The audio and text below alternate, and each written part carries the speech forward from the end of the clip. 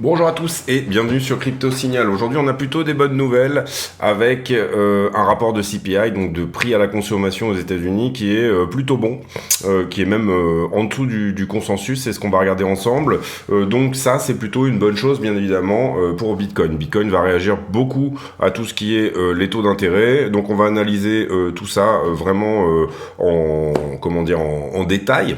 Et puis les in-man documents, donc au niveau du procès XRP contre la SEC, qui ont également été révélés et qui nous donnent plutôt des bonnes nouvelles également, notamment du côté pour XRP et puis pour Ethereum. On est là sur le consensus qui était celui de ce CPI. Le consensus, c'est finalement qu'est-ce que les économistes pensent. Et vous voyez qu'on avait un core inflation, donc c'est-à-dire l'inflation diminuée de tout ce qui est bouffe et pétrole qui était à 5,3, et effectivement celui qui est sorti il y a de ça une quinzaine de minutes est de 5,3, et on avait un headline CPI, toujours en year over year, donc d'un an sur l'autre, qui était annoncé à 4,1 et qui finalement nous donne 4. Nous on avait dit quelque part entre 3,8 et 4,1, enfin qu'on serait probablement en dessous du consensus, et finalement c'est un petit peu ce qu'on a eu aujourd'hui, donc c'est plutôt pas mal. En months over months, vous voyez qu'on est à 0,1 alors que le forecast était à 0,3 et le consensus était à 0,2. Donc c'est très bon de ce côté-là également. Et au niveau du core inflation, on est plutôt pas mal. Est-ce que ça veut dire qu'on va repartir tout de suite très fort, etc. Pas forcément.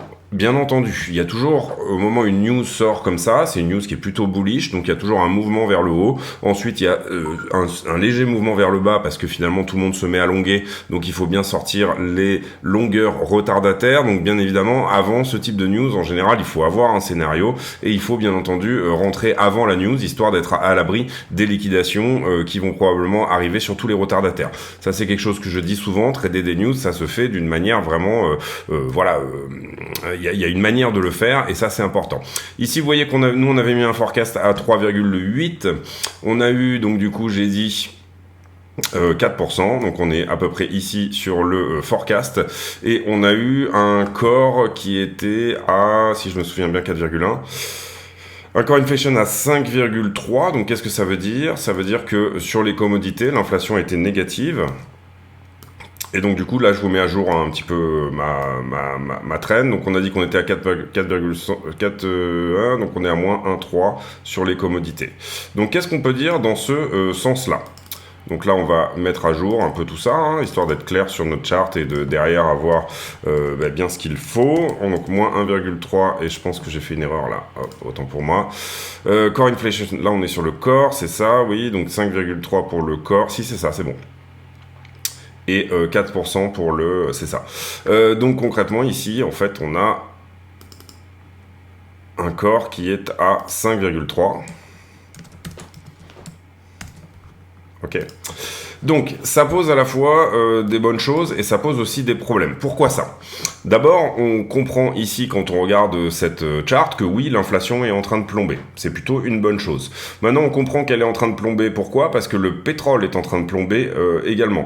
Tout simplement, ici, vous le voyez, moins 1,3. Et finalement, là où on avait un core inflation ici qui était à 5,5...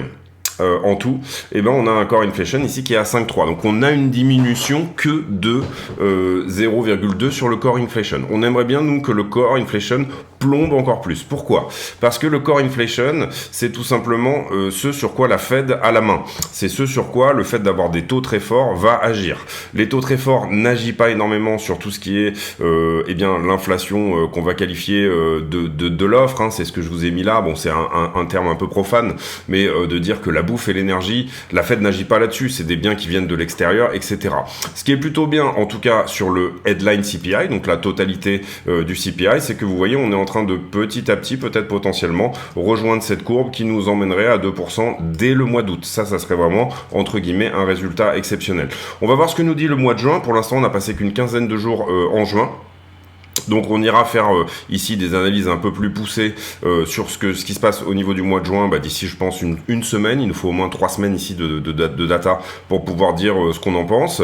Mais il faut bien comprendre ici que la diminution majeure de l'inflation se fait en raison d'un contexte qui n'est pas nécessairement initié par la Fed. Bon, bien entendu, on voit ici, on était à 6,6 au plus haut, donc là, et on voit quand même que le core CPI est en train de baisser. Mais c'est pas en train de plomber non plus de manière incroyable, c'est plutôt le marché qui price une récession et qui est en train de nous dire eh bien que le pétrole va être moins consommé, donc du coup on anticipe ici des prix sur le pétrole qui sont beaucoup plus bas. On passe sur BTC. BTC, d'une certaine manière, vous le voyez, là, on est en daily, du coup, on va se mettre comme ça. Tac, excusez-moi, on va se remettre en log. BTC a plutôt bien réagi à cette news. Vous voyez qu'on est allé ici au retest des 26,4. Et puis, pour le moment, on voit qu'il est peut-être en train de faire ce mouvement, on va dire, qui est de liquider dans l'autre sens, à savoir, bien entendu, les longueurs retardataires. C'est ce qu'on verra peut-être quand on ira faire la liquidité tout à l'heure. Donc concrètement sur BTC, sur l'analyse technique, on voit que cette 4 heures est désormais clôturée. On pourrait éventuellement la tirer jusque là, mais bon pour moi là il vaut mieux à ce stade juste tenir en compte la daily, celle qui est ici. D'accord, et vous voyez ici qu'on est peut-être, potentiellement, alors en daily c'est pas encore forcément confirmé, il faudra attendre la confirmation de ce soir, en train de casser cet élargissement descendant qui est ici, qui je le rappelle est une figure bullish. Quand on regarde également la structure daily d'une certaine manière, on a ce biseau qui lui aussi est une figure bullish. Est-ce que ça veut dire qu'on est à 100% sûr que cette figure va casser vers le haut? Non. Mais par contre ça veut dire que on accumule ici des stops de shorter tout le long, et à chaque fois on vient prendre les stops des longueurs. Donc tout simplement la psychologie de la figure c'est de dire à partir de là la liquidité elle est plutôt au-dessus que en dessous. Donc ça c'est très important. Deuxième chose également, vous voyez qu'on tient bien ici cette 1 heure, cette petite structure là ici qui était plutôt haussière. Comprenez bien ici que ce qu'on veut nous c'est une échappée belle assez forte, pardon. J'ai un peu des problèmes avec mon clic droit. C'est une échappée belle assez forte parce que sinon on est tout simplement juste dans un bear flag, d'accord? Donc ça c'est deuxième chose assez importante, bien comprendre que on veut sortir de cet élargissement là, d'accord? Ça on veut casser cette daily. Donc ça c'est super important de la casser et d'en sortir et de ne pas continuer dans cette espèce de progression assez lente, assez parallèle où finalement on vient grignoter un petit peu du short et puis on accumule puisqu'on reste dedans du long là ici, d'accord? Et là je parle pour ce qui est de l'ordre de la 4 heures. La 4 heures est en train de potentiellement passer haussière, donc ça c'est plutôt une bonne chose, et encore une fois on tient bien cette trend ici. Donc ce qu'on veut maintenant c'est une accélération sur cette news là. On avait ici la 1 heure, un peu la même visibilité ici que la 4 heures, on est à peu près dans le même sens, et vous voyez qu'on avait mis d'ailleurs cette trend comme étant une heure. Là je parle de la trend d'en dessous. Pour le moment on est en train de batailler avec ce niveau là. Qu'on est peut-être en train de clôturer. On va regarder ça ensemble. Oui, il semblerait que si on se base ici sur un niveau comme étant un niveau en 1 heure, on est peut-être en train de clôturer ce niveau-là. Donc ça, c'était une résistance. Il faudrait désormais que ça agisse comme un support, d'accord? Donc là, on va avoir la réponse ici dans quelques temps. Est-ce qu'on rebondit là-dessus? Est-ce qu'on a créé un nouveau plancher sur lequel on rebondit? Est-ce qu'on revient tester ici la 1 heure avant? Et surtout, est-ce qu'on arrive à péter ici la daily? Encore une fois, bon, ça reste de la price action. Vous comprendrez ici que moi, ma méthode, elle consiste à croiser de la price action pour les niveaux, du chartisme également pour le côté bull et le côté statistique des figures. Et ce que je vous expliquais par exemple en termes de bear flag, c'est typiquement ce genre de structure dans laquelle il se pourrait qu'on soit, hein. Mais c'est-à-dire ici je fais une descente, je viens clôturer une partie des longueurs et finalement la demande au spot ne prend pas, on n'a pas cette accélération derrière, accélération qu'on avait eu par exemple ici. Là, on vient prendre sous la structure et ensuite on dégage. Il est possible tout à fait qu'on vienne ici prendre sous la structure et dégager à nouveau. Mais cela dit, comme je vous le dis, bien évidemment, c'est extrêmement important de le comprendre.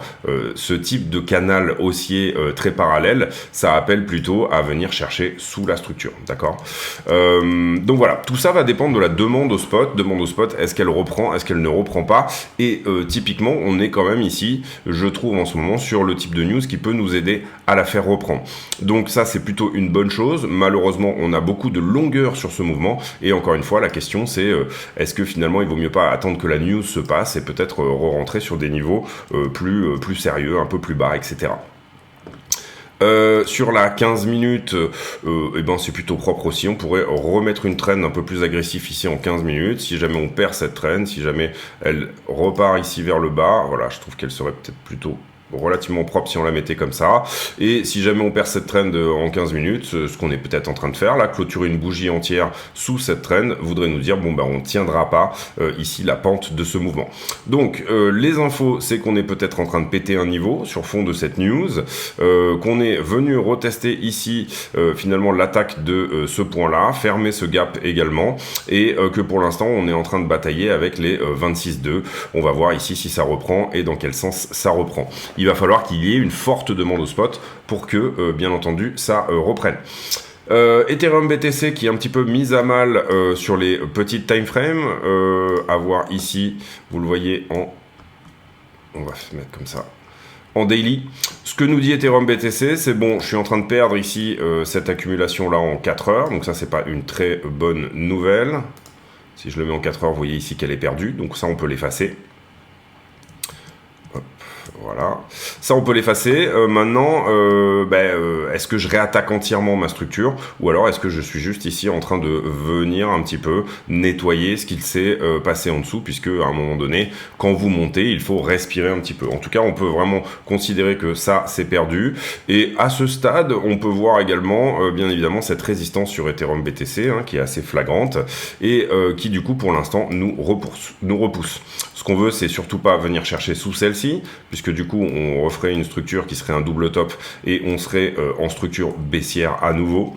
Donc ça, c'est une première chose. Deuxième chose également, ce qu'on veut, c'est une correction logique, prendre un petit peu d'air. Donc ça voudrait dire ici, par exemple, soit s'arrêter sur les niveaux actuels, qui je pense 0,5, voilà, s'arrêter sur la zone premium ici par là, ou alors s'arrêter sur le 0,618 à 0,6528. On ne peut pas tenir ici trop longtemps ce type de structure qui est haussière.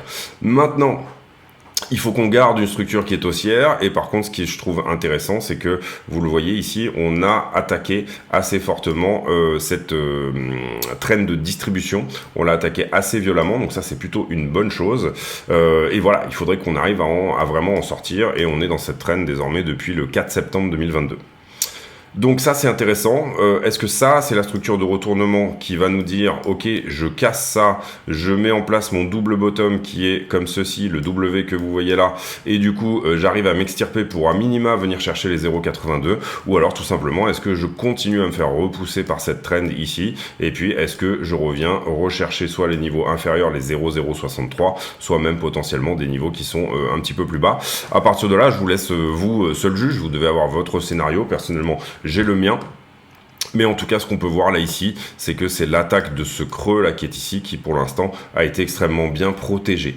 Donc à ce stade, si on perd ce creux, le prochain niveau, on va dire, il est au creux suivant. Donc il y en a un ici et il y en a un tout en bas. Voilà, pour moi c'est ça les deux niveaux intéressants. Encore une fois en termes de price action. Si jamais on regarde Ethereum contre dollar tout seul. Globalement, petit tour ici sous la structure également. On est également sur, en daily, on va dire, une structure qui est elle-même plutôt bearish, le même biseau finalement que sur Bitcoin. Les niveaux à surveiller, c'est de ne pas perdre en daily ce niveau-là, donc le niveau actuel, ça serait vraiment plutôt une bonne chose. Donc sur une bougie entière en dessous, ça serait pas du tout une bonne chose, puisque du coup, on serait en train de mettre à nouveau un double top en avant, et puis sur les 4 heures, vous voyez que le niveau il est peut-être légèrement en dessous, mais il est aussi dans la zone à peu près où on se trouve là. Donc globalement, soit Ether là reprend un peu fort, et notamment on l'a peut-être vu ici sur cette news autour des in-man documents. Est-ce que ceci est une phase d'accumulation? Est-ce que c'est une phase de distribution? Est-ce que là on a des gros portefeuilles qui sont en train d'acheter tout ce qui se passe en dessous des 1007 sans réellement pousser le prix, donc acheter intelligemment avec des algorithmes? Est-ce qu'on n'a pas ici quelque chose qui est en train de une accumulation qui est en train de se faire à 1007 pour éventuellement une sortie qui soit plus autour entre 2400 et 3000 et quelques. Ça, c'est une autre question qu'on peut se poser et à laquelle également je vous invite à avoir votre propre réponse. Ici, bah, évidemment, sur les news, eh bien, on a ces news autour de l'inflation. Donc ça, c'est tout à fait normal. Ici, sur les Inman Documents, donc qui ont été, eh bien, on a levé le secret sur une partie des documents qui avaient été cachés. Bah, tout ça a été maintenant distribué et donc distribué également à la presse. Et ce qu'on peut dire ici, c'est qu'on a des déclarations qui datent de 2018 de Inman, qui était l'ancien directeur de la SEC, et qui nous disent que ni Bitcoin ni Ethereum sont des securities. Ce qu'on peut voir dans un sens, c'est bon, Ethereum a depuis évoluer. Donc on a le stacking maintenant qui est possible, etc. Donc il y a peut-être ici des choses qui effectivement vont plutôt dans le sens d'une security pour Ethereum. Mais par contre, à l'époque, en tout cas le procès de la SEC contre XRP dit que XRP avait mis des securities unregistered, donc qui n'avaient pas été enregistrés, et donc du coup effectivement Ripple pourrait bien gagner son procès contre la SEC grâce à ces déclarations de William Inman. Donc ça c'est suffisamment intéressant. On a eu également, bon ça je vais pas faire trop de temps dessus, mais apparemment une action au niveau du Congrès qui voudrait que Gary Gensler s'en aille. Gary Gensler qui est le PDG actuel de la SEC. Et là vous voyez que ça fait quand même les gros titres, Ethereum qui n'est pas une security.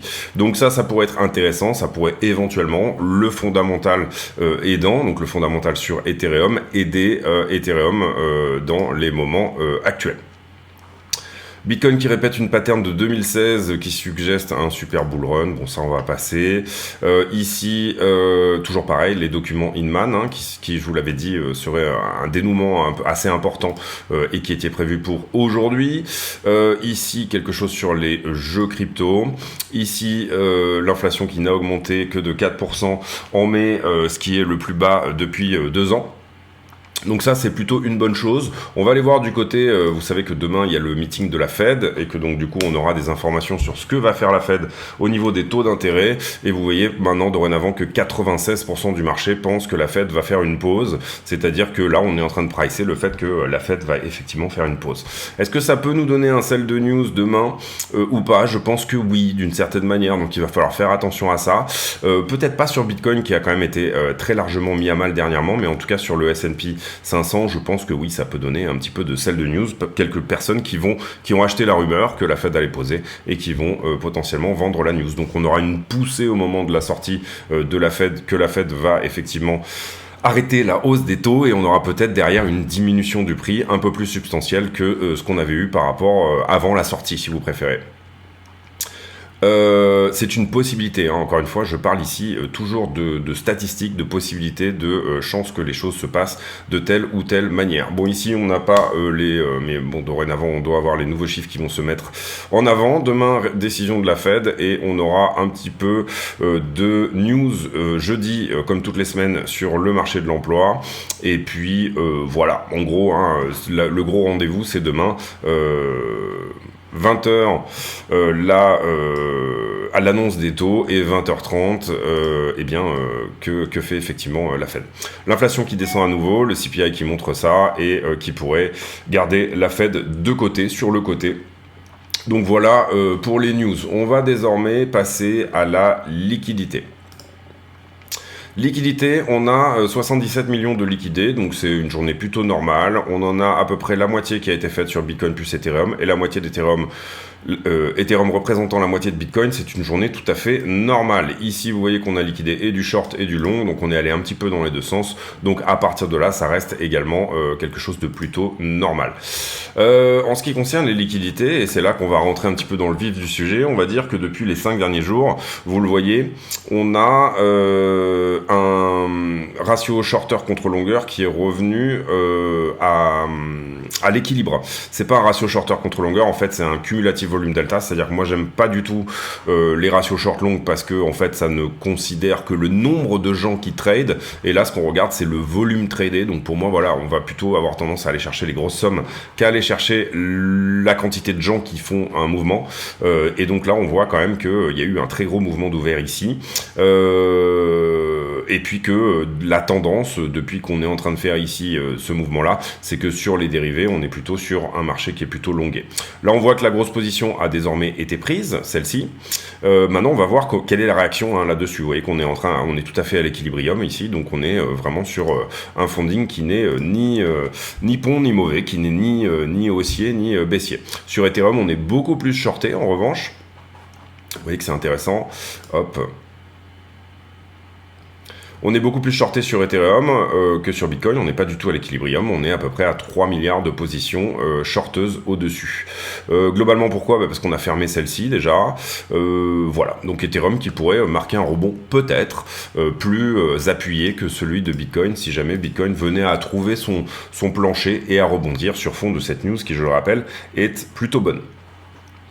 Ici, on voit que pour le moment, on est en train de venir chercher sur la 12 heures les longues. Hein, donc, je parlais ici des longueurs retardataires. On voit ici, en gros, c'est tous ceux qui ont trade juste sur l'heure, juste avant le CPI. Il fallait rentrer en position, encore une fois, il y a de ça quelques jours, si jamais vous vouliez éventuellement être plus à l'abri que ce que vous pourriez l'être dorénavant. En tout cas, sur des gros leviers, bien évidemment. Ici, sur la 7 jours, on voit qu'on a pris toute une zone de longue et on voit qu'on est peut-être en train de se diriger vers les 27 et potentiellement les 29 si jamais on accepte de ici redevenir haussier avec une demande au spot qui est soutenue. Le problème, bien évidemment, vous l'aurez compris, c'est en ce moment, déjà c'est là un mois, hein, vous voyez qu'on a traîné beaucoup dans cette zone et du coup on a pas mal de longues qui sont venues se garer ici dans cette zone-là. Personnellement, je continue à défendre le scénario, et bien tout simplement d'un Bitcoin qui pourrait nous faire une poussée haussière et puis ensuite finalement revenir un petit peu punir tout le monde. Donc voilà, ici après on voit la même chose, on a plutôt puni les longues sur la dernière heure, en tout cas ou les 2 dernières heures en cours sur Ethereum.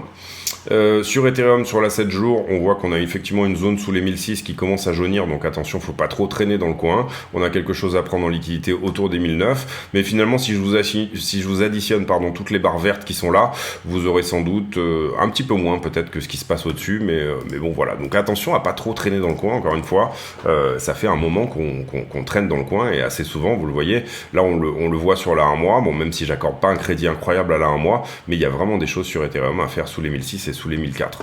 Donc la question c'est quel est le sens privilégié ici. Donc il y a aussi une manière de voir les choses qui serait de dire moi j'y touche pas en termes de trade en ce moment, je reste à l'écart parce que tout simplement sur la liquidité j'ai pas une direction qui est fantastique excusez-moi là, hop, on fait ça, tac, il s'est déconnecté le kiki. Donc, ici, qu'est-ce qu'on voit? On n'est pas venu chercher la liquidité en bas qui était moindre, hein, on l'avait mise en trétillé, on est plutôt venu chercher la liquidité en haut. Comment ça s'est construit depuis? Déjà, le funding, dans sa manière globale, est plutôt positif, donc on a quand même plutôt une majorité du marché qui va être plutôt en longue. Ici, j'ai une diminution du prix, mais j'ai une augmentation du funding, donc ça veut dire que j'ai un niveau de longue à venir prendre ici, hein. Ça veut dire que on est ici sur un niveau de price action qui pourrait éventuellement être pris. Derrière, j'ai un prix qui augmente mais un funding qui reste flat, ça veut dire que j'ai du short qui s'est rajouté, qu'on est venu chercher. À quel moment finalement ça s'inverse un petit peu? Peut-être un petit peu par là et peut-être un petit peu par là. Globalement pour moi, à ce stade, on peut estimer qu'une bonne partie des longues quand même ont été pris, si ce n'est que là j'ai augmentation du prix et vous le voyez, j'ai une stagnation du funding, donc on peut effectivement estimer que au top ici, il y a un niveau de longue à venir prendre. Donc ça nous donne à peu près ça, hein, en termes de, c'est-à-dire peut-être un tour à venir faire sous la structure avant de repartir, ou alors on vient tout de suite cueillir d'abord les shorters avant les longueurs.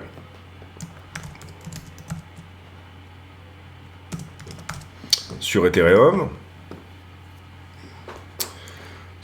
on avait mis en avant le fait qu'il y avait quand même ici du long. On peut pas vraiment estimer que ce niveau a été pris, mais on en a, vous comprenez que dans le delta ici qui est entre les deux, on a quand même liquidé une bonne partie de l'histoire.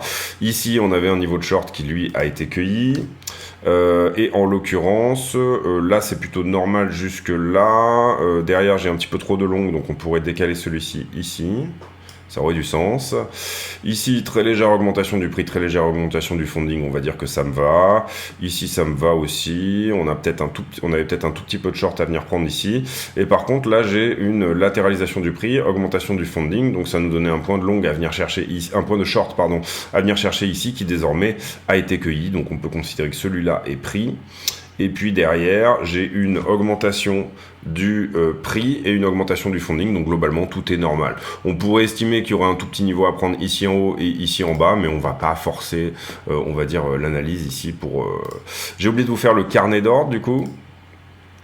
Alors ça c'est intéressant, on a quand même des ordres qui ont été pris ici à la vente.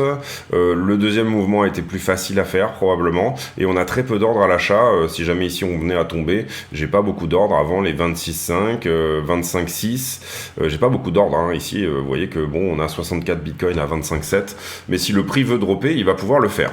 Deuxième chose, c'est également, on voit que ici on a plutôt des gens qui sont vendeurs dans la zone, donc ça attention à ça. Et puis quelque part également pas mal d'ordres à la vente au-dessus. Globalement, on est un peu au milieu de rien. J'ai autant d'ordres à l'achat que d'ordres à la vente ici en dessous. Vous voyez que le carnet d'ordre est plutôt vide. 1000$ au-dessus, 1000$ au-dessous. C'est peut-être pas 1000$, c'est aller avec une amplitude totale de 1000$. Oui, on est quelque part, on est 500$ au-dessus, 500$ au-dessous. Le carnet d'ordre est plutôt vide. On va sur le prix et on fait la conclusion de cette vidéo.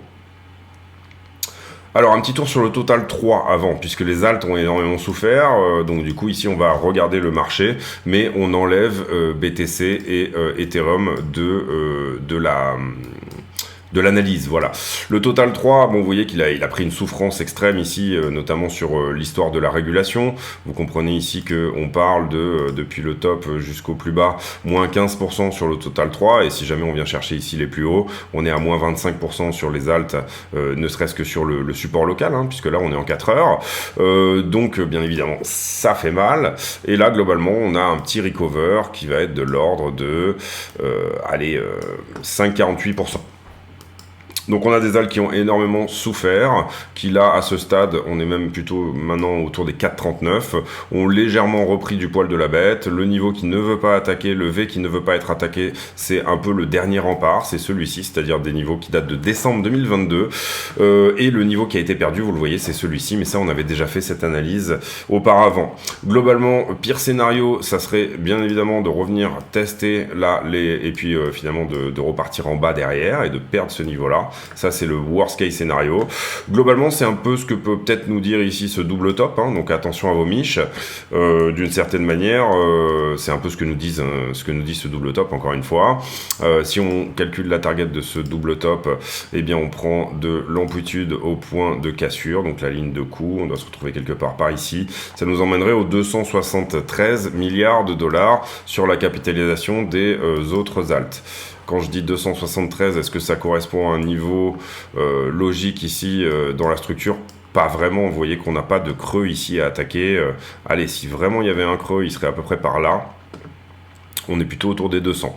Donc si jamais on perd les niveaux actuels, comprenez que ça risque d'être un sacré carton sur les alts, puisque ça veut dire, eh bien, à partir du point actuel...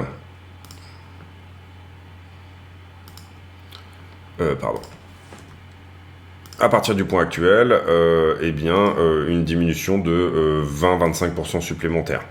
Personnellement, je pense que ça peut tenir. C'est-à-dire, vous voyez, c'est le support violet là que je vous ai mis là. Et personnellement, c'est plutôt mon scénario, encore une fois. Maintenant, eh ben, est-ce qu'on peut continuer à dégueuler en fait, hein, c'est ça la question. Est-ce que ici les alts peuvent, malgré ce tout petit rebond, continuer à dégueuler sur la traîne de distribution qui est celle-là?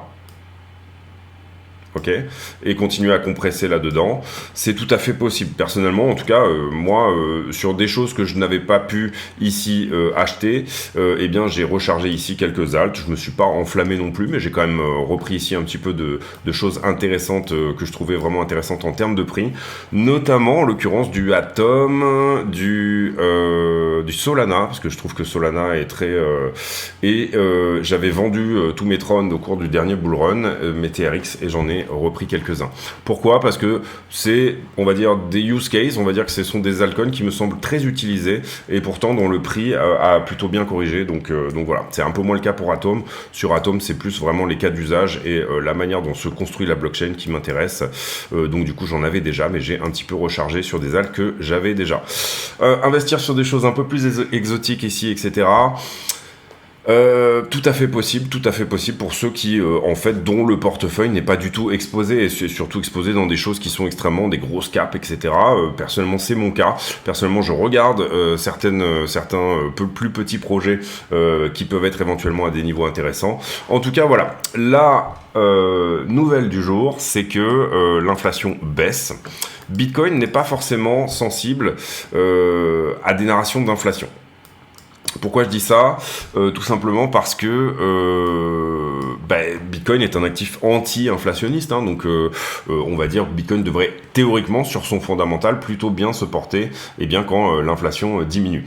Par contre, Bitcoin est extrêmement sensible aux narrations autour des taux d'intérêt, c'est-à-dire que étant donné que Bitcoin est un investissement type risqué ou type en tout cas technologique, etc., c'est un asset à risque, vous allez peut-être ici plutôt avoir tendance à acheter du Bitcoin quand vous avez finalement du crédit gratuit. D'abord, vous allez payer votre bouffe, vos factures d'électricité, toutes ces choses-là, et puis peut-être que si vous avez un résidu d'épargne ou de crédit possible à taux zéro, vous allez effectivement vous dire bon, vas-y, je mets un petit peu d'argent dans Bitcoin peut-être. Donc ça, c'est la première chose. Donc les deux narrations sur Bitcoin ne sont pas l'inflation, mais plutôt les taux d'intérêt. Donc théoriquement, le fait que l'inflation baisse veut dire qu'on va baisser les taux d'intérêt à terme, donc ça c'est plutôt une bonne chose pour Bitcoin, mais attention à ne pas faire cette idée de faux amis que Bitcoin est sensible à l'inflation. Deuxième chose, Bitcoin en ce moment est extrêmement sensible, Bitcoin et la crypto dans son ensemble sont extrêmement sensibles à la régulation et là il faut comprendre que bien évidemment en ce moment on a un petit peu cette idée que la régulation pourrait pas forcément aux États-Unis en tout cas aller dans le mauvais sens. Il faut comprendre ici que donc on a les Inman Documents qui sont plutôt en train de nous dire c'est plutôt une bonne chose. Encore une fois, on a une structure qui reste plutôt haussière, mais attention au bear flag. Bear flag, comprenez que vu la taille de la structure ici, on pourrait dire que par exemple, si on se fait repousser ici, en tout cas, ça pourrait éventuellement nous emmener sous les 24, quelque part autour de 24,4. Donc attention à ça. Maintenant, moi personnellement, j'aurais quand même plutôt tendance ici à dire qu'on est peut-être en train de... Mais il me manque l'accélération. J'ai pas l'accélération, voilà, pour vraiment dire ah oui c'est cool, on est plus dans effectivement ce bear flag. On a accéléré comme il fallait et pour le coup on est en train de venir péter des niveaux précédents et on est potentiellement encore une fois sur la structure, la plus grosse structure, la structure daily, en train de casser ce fameux biseau. Pour le moment, on est en bas du biseau. Comprenez que c'est très tôt pour en parler, mais il ne faut pas hésiter à parler tôt des scénarios éventuels qui soient la cassure de ce biseau, encore une fois, pour éventuellement être dans le bon sens dès le départ. Voilà pour moi, j'espère que cette vidéo vous a plu. Encore une fois, vous voyez que je suis plutôt haussier, on va dire, sur le moyen terme. Sur le court terme, c'est une très bonne nouvelle. Maintenant, peut-être un peu trop sur la liquidité, un peu trop de longueur, malheureusement, sur ce mouvement. Donc ça l'empêche un peu de prendre son envol. Si jamais on avait un désintérêt total des longueurs pour la crypto, ça serait peut-être un petit peu mieux. Par contre, comprenez bien que Ethereum est un peu plus shorté que de normal dans cette structure-là. Assez peu de gens qui ont long Ethereum, donc ça c'est intéressant. Deuxième chose, maintenant on va voir si jamais le prix nous donne une structure un tout petit peu plus baissière, par exemple un retour en bas du biseau ou un retest des 25,6, et bien comment va se comporter le marché, quel va être le sentiment sur le marché. Personnellement, j'aimerais beaucoup, puisque encore une fois je suis plutôt longue dans cette histoire, déjà qu'on ouvre et qu'on casse ce fameux biseau en élargissement, parce que ça serait la porte ouverte éventuellement à casser une figure plus grosse qui est ce biseau qui n'est pas en élargissement mais qui est normal, qui théoriquement devrait péter plus tard, en général on pète aux 2/3 sur un biseau comme ça, mais qui par contre... Ah, j'ai un blocage d'ordinateur. Ah, ok, c'est bon, c'est revenu. J'espère que j'ai pas perdu le record. Mais qui par contre nous donne 5 vagues plutôt propres. Donc pour le coup, en général, souvent, les biseaux se font en 5 vagues et puis ensuite ils font leur rotation. Donc pour le coup, pour le moment, on pourrait peut-être se dire qu'on est plus en bas de quelque chose qu'en haut de quelque chose. En tout cas, c'est mon avis. Et encore une fois, je peux me tromper. Donc du coup, n'hésitez pas, bien évidemment, eh bien, à avoir votre propre avis d'une certaine manière. Et si jamais vous décidez d'entrer en trade, à avoir bien évidemment ici un risk management relativement serré. Et vous aurez enfin, à chaque fois que je termine une vidéo, il y a une vidéo qui s'affiche et elle est sur le risk management parce que tout simplement, c'est la pierre angulaire de la chaîne. C'est la seule chose qui peut faire que vous, sur vos trades, vous êtes rentable sur le long terme. Sous-entendu, avec un bon risk management, théoriquement, vous pouvez jeter une pièce en l'air alors bien évidemment, on essaie de performer plus que ça dans la vraie vie, mais théoriquement, vous pouvez faire un coin flip et théoriquement, vous devrez être rentable. Je vous laisse là-dessus. J'espère que cette vidéo vous a plu. On se retrouve demain. J'ai pour habitude en fin de vidéo de poser une question à la con en fin de vidéo. Et la question à la con, elle sera sur si vous aviez été un métier manuel, eh bien, quel serait-il pour ceux qui ont un métier intellectuel?